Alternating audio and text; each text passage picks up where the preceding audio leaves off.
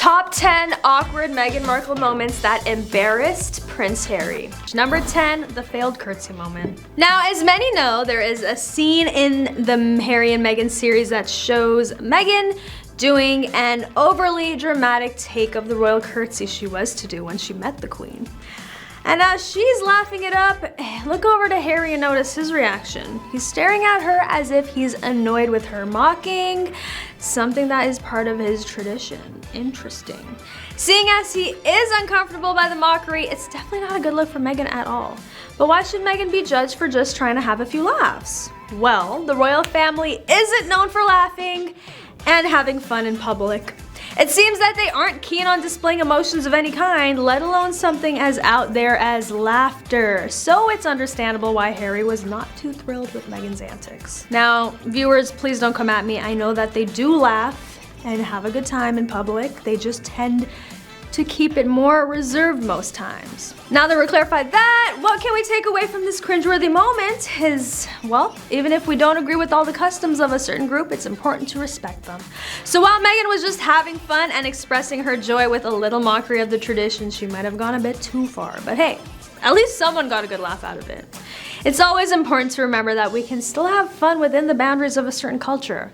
While Meghan should have been more aware of the rules in this case, it's also good to take things with a grain of salt. Number 9, in the spotlight. Meghan and Harry's whirlwind romance has been in the spotlight pretty much since they got together. With fans and haters watching their every move, this couple is used to getting lots of attention, whether they like it or not. When Harry got with Meg, people started watching Meg like a hawk, dissecting her every move. Naturally, when you're part of the royals, people are going to be more inclined to know what you're like. This was especially true during their royal tour to Australia, New Zealand, Fiji, and Tonga, where everywhere they went, fans were waiting with bated breath to see what Meghan would do next. But one particular moment revealed a side of Meghan that nobody had seen before, as she stepped out from her car on the very first day of their official duty in Melbourne. As soon as she emerged from the car, photographers started to take her picture, and while it's expected that the paparazzi will be snapping away at any royal engagement, Meg was not having it. She stopped in her tracks and turned on the photographers with a stern look and a court, "No photographs please," which of course they ignored. It was a cringe-worthy moment for Meg, and one that seemed to reveal her true feelings about the intense public scrutiny. Number 8, Oprah interview. After the infamous interview dropped back in 2021, the couple had been accused of prolific lying.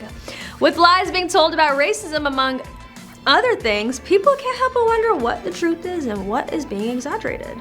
It's been speculated that the interview was a major turning point for Meghan's public image, and it will take her a long time to undo the damage it caused. After all, viewers can't help but feel uncomfortable when they hear Meghan describe how she felt suffocated by the royal family and wronged in many ways. It appears that this cringe moment will stay with the public for a while, as Meghan and Harry have yet to provide substantial evidence to disprove any of the claims they made in the interview. Until they do, it looks like Meghan's cringe moment will remain a part of her legacy, whether she likes it or not. At this point, many are looking to the future of Meghan and Harry, wondering if they'll be able to rebuild their image if the cringe moment will forever haunt them.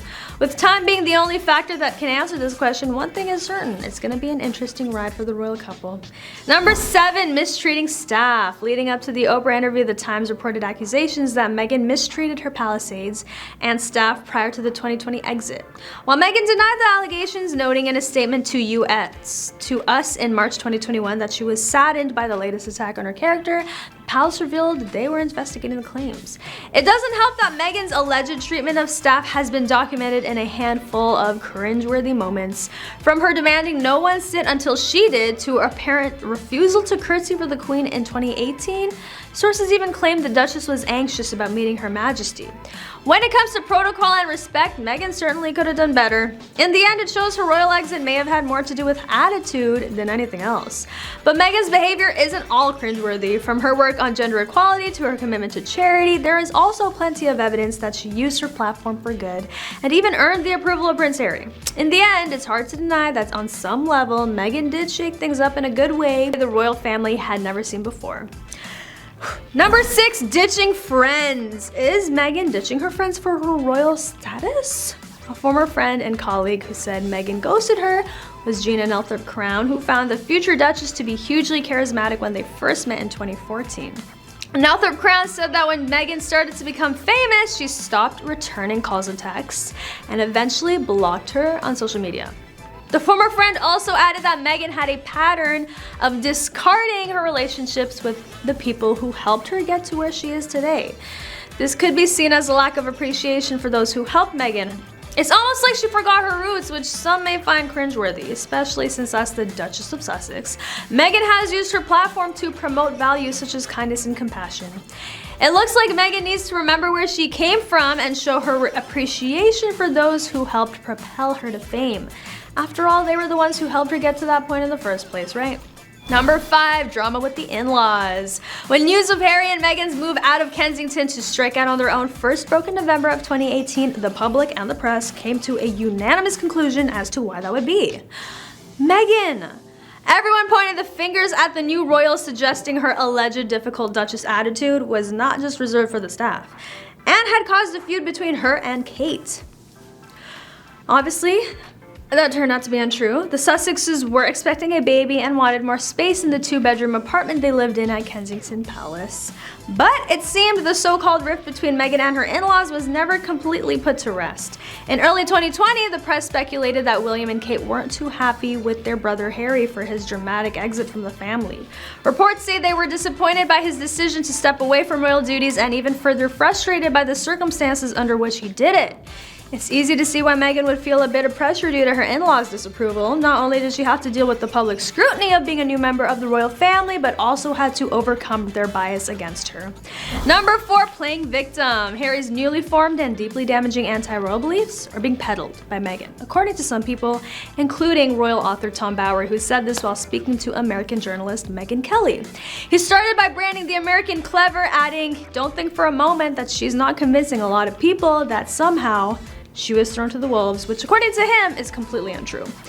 It appears that Meghan is a master of playing the victim card whenever she's faced with criticism. She often finds an excuse to blame her struggles on something else instead of taking responsibility for any mistakes she may have made.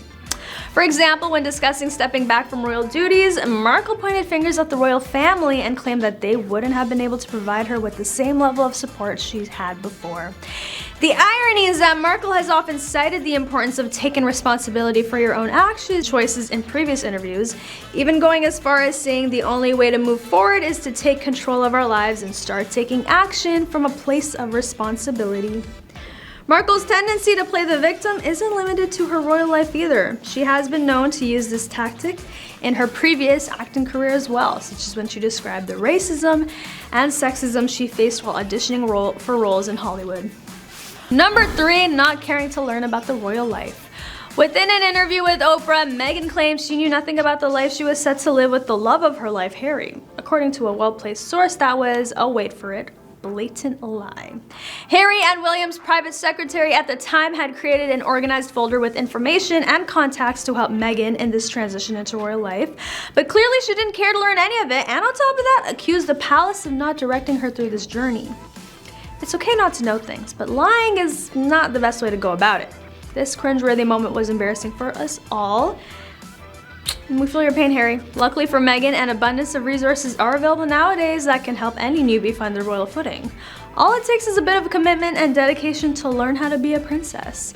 Number 2, Netflix docuseries. We have all seen or at least heard about the 6-part Netflix docuseries Harry and Meghan, and let me tell you, the tea on the 2, especially Meg, is hotter than ever.